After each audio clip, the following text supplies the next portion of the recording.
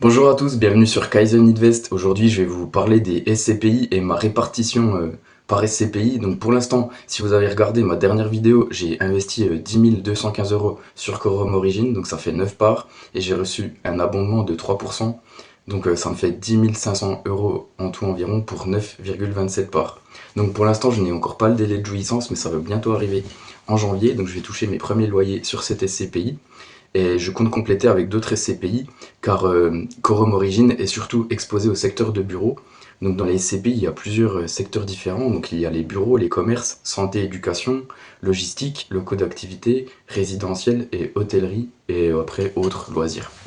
Donc il y a vraiment plusieurs secteurs différents, donc c'est important de bien diversifier avec plusieurs SCPI, puisque bon, Quorum Origin c'est une SCPI diversifiée, mais elle est majoritairement là à 58% sur les bureaux pour fin 2025, pour cette année. Donc une grosse part de bureaux, et il va falloir chercher de la diversification avec d'autres SCPI.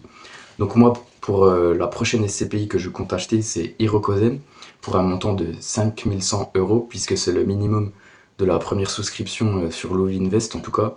Et pour Quorum Origin, je suis passé par Prime Alliance. Donc c'est deux très bons courtiers pour les SCPI. Donc voilà, vous pouvez créer un compte assez facilement. Après, il va falloir fournir quelques documents administratifs. Donc, ouais, Hirokozen pour ma deuxième SCPI. Donc là, j'ai encore environ justement 5000 euros de cash. Donc ça tombe bien, je vais aller investir sur cette SCPI parce que il y a un bon rendement. Et je trouve que ça complète bien Quorum Origin puisqu'ils sont plus exposés sur le secteur des commerces à hauteur de 36%. Donc ça va équilibrer un peu le portefeuille. Bon, ils ont toujours du bureau pour 27%. Je regarde mon cahier où j'ai tout noté pour les SCPI qui m'intéressent. Ouais, j'ai beaucoup de stats, donc je regarde tout ça. Donc ouais, j'ai choisi Hirokozen, parce que ça a été créé en 2020, donc il y a quand même un petit historique, et surtout il n'y a pas de frais de souscription. C'est ça qui est intéressant par rapport à Quorum, mais après ils vont se rattraper sur d'autres frais, forcément, sur les frais de gestion. Après, par contre, il faut la garder minimum 3 ans, mais de toute façon, les CPI, c'est un investissement de long terme, et le principal inconvénient, c'est que déjà le capital n'est pas garanti, c'est comme un peu les actions, hein. Et il va falloir se projeter sur une durée minimale d'investissement de 8-10 ans environ, voire plus, puisque c'est illiquide, donc c'est dur de revendre ses parts immédiatement, contrairement aux actions où en 2 clics, on peut revendre ses actions très facilement. Donc ça, c'est vraiment un investissement de long terme, c'est de l'immobilier. C'est comme quand vous achetez une maison, vous achetez pas une maison et puis vous la revendez 2-3 mois plus tard, quoi. Donc vraiment un investissement de long terme. Et l'avantage par rapport aux actions, c'est que ça va vous apporter un rendement mensuel ou trimestriel. Donc on a une plus grande stabilité des revenus. Par contre, le potentiel de croissance est quand même beaucoup moins important que les actions.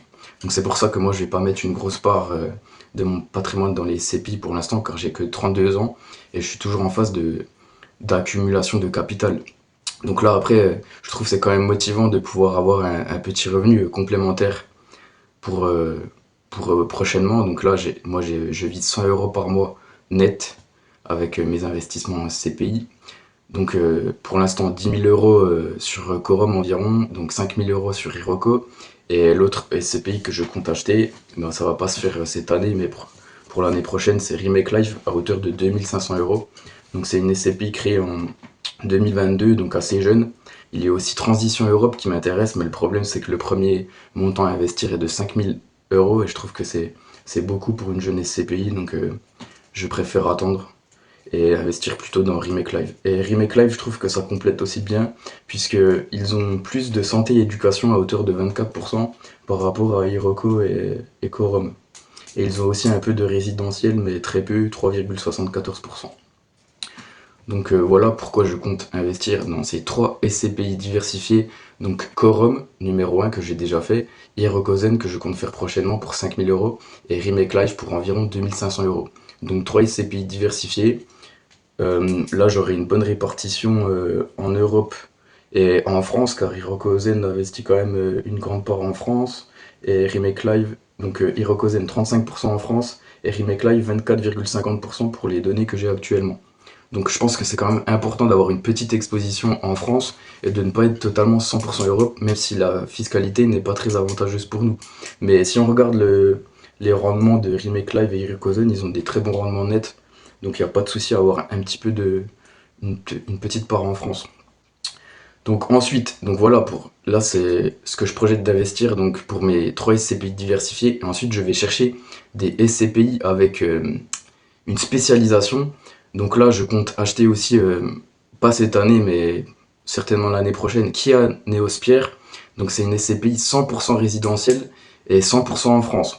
Donc pour la fiscalité c'est pas avantageux pour nous, mais je trouve que c'est intéressant d'avoir une part de résidentiel dans son portefeuille, car ça apporte de la stabilité. Et au niveau patrimonial, appréciation, en fait là on va pas chercher le rendement pur, mais une appréciation patrimoniale, c'est-à-dire une élévation du prix de part, puisque eux, ce qu'ils font c'est qu'ils rénovent des vieux appartements, ils les retapent à neuf, donc c'est typiquement ce qu'on pourrait faire en tant qu'investisseur particulier. Et ensuite, soit ils les louent, soit ils les revendent. Donc je trouve que c'est très intéressant aussi comme stratégie. Et ça sera une petite part puisque ça sera que 2000 euros, mais ça apporte un nouveau secteur dans le portefeuille, donc c'est bien pour la diversification. Et de toute façon, on n'a pas trop le choix car il n'y a que cette SCPI au niveau résidentiel que je connaisse. Et à ma connaissance, il n'y en a pas d'autres. Et il n'y en a pas d'autres hors France. Donc bon, ça c'est pour la partie stabilité, appréciation patrimoniale du portefeuille.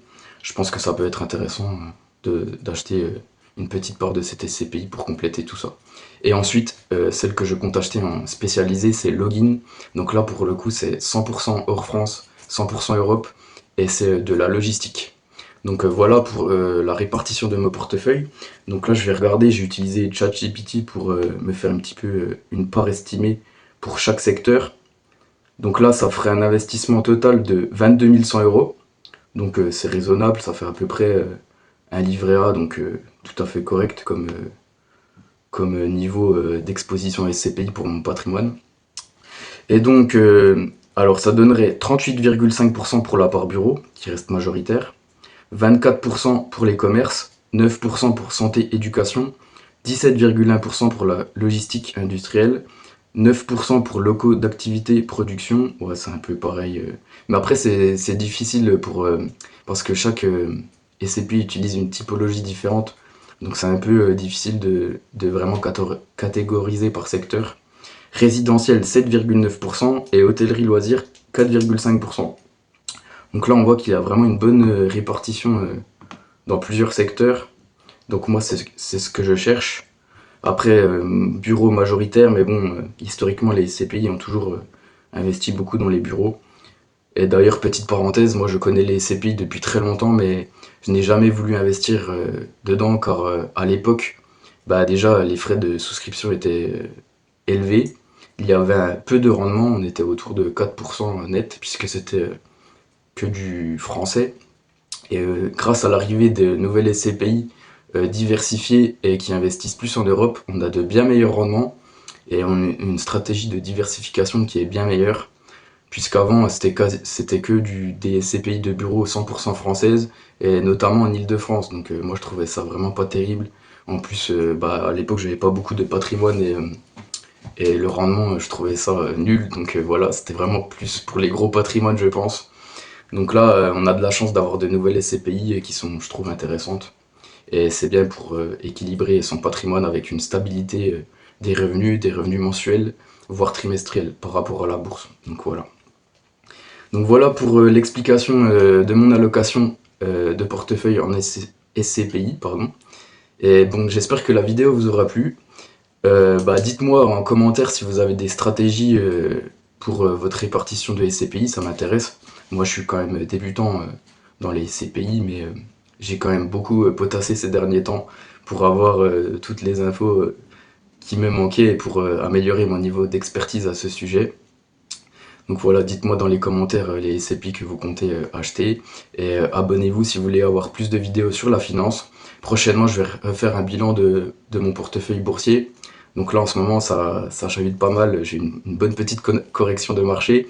Mais moi, de toute façon, je suis là pour être transparent avec vous et pour vous montrer que je suis pas forcément le meilleur investisseur, mais que je m'intéresse à ce sujet à fond et que j'essaye de donner le meilleur pour avoir un complément de revenus à l'avenir. Et pourquoi pas devenir rentier un jour, même si ça va être très compliqué, j'en ai conscience, mais dans 20 ans, pourquoi pas, hein. Je pense que j'aurai un bon complément de revenus déjà. Donc merci de m'avoir suivi et on se retrouve pour une prochaine vidéo. Merci.